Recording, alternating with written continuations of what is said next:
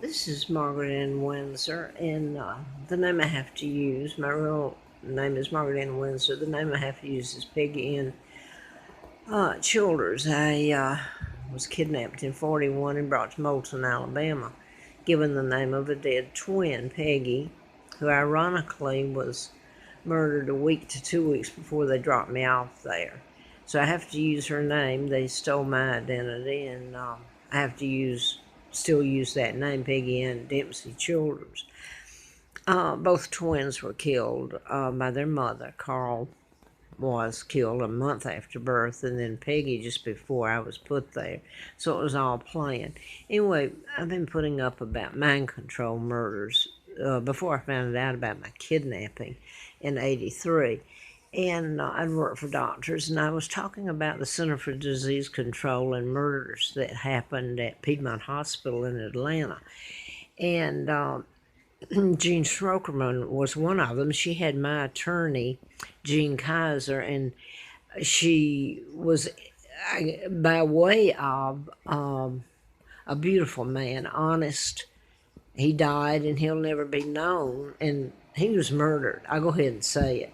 His last book was Power of Psychiatry, and the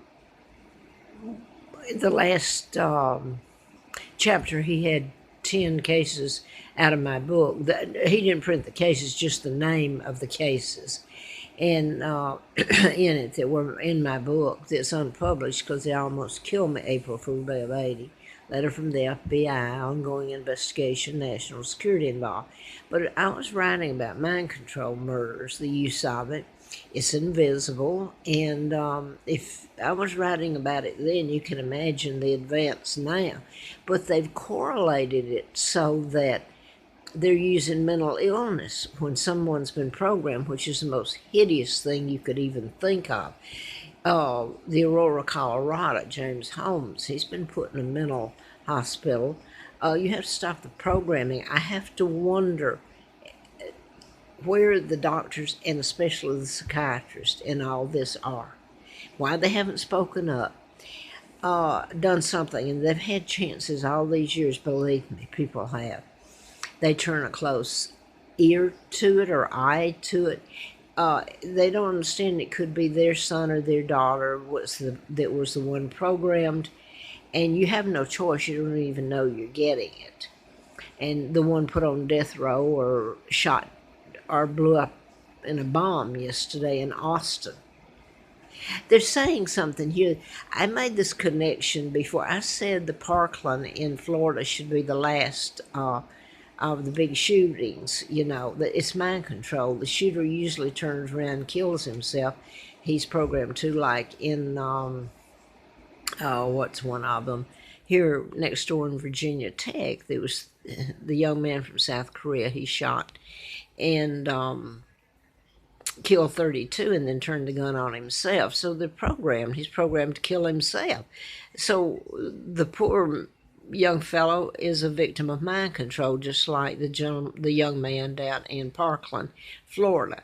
But I told that it should be the end of those, but then it switched over to the bombing, and that's exactly what's been used. And now today, the message sent is not what they're getting at.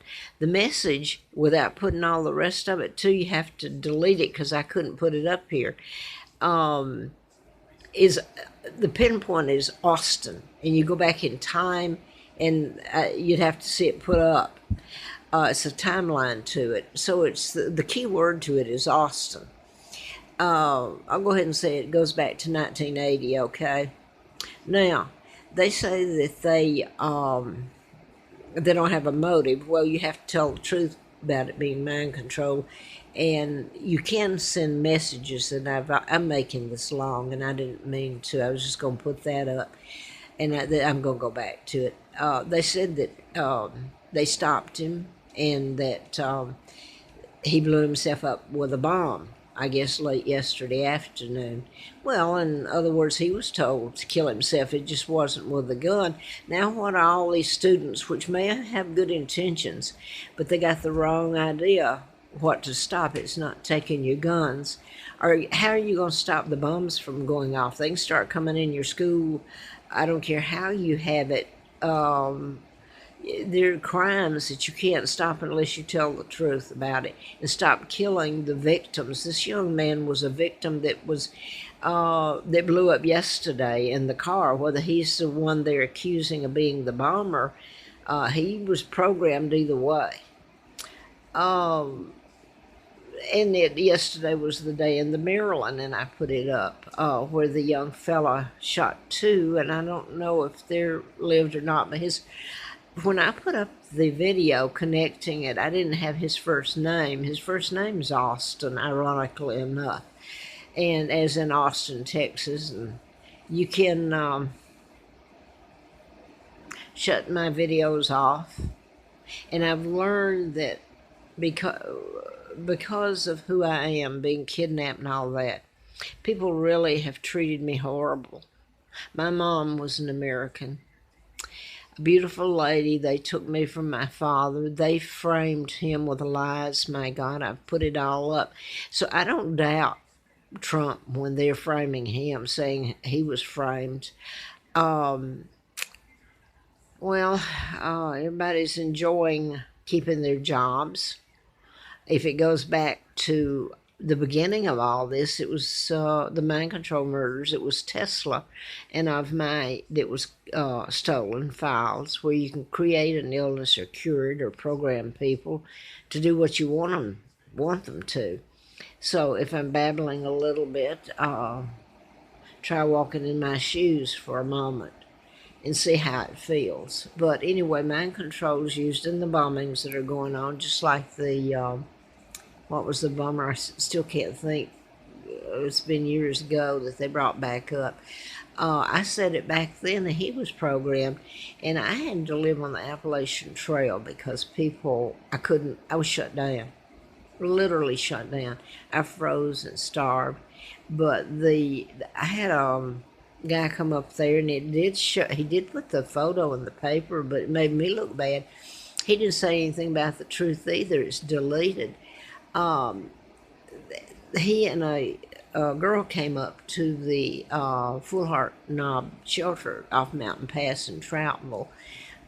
It's on the Appalachian Trail.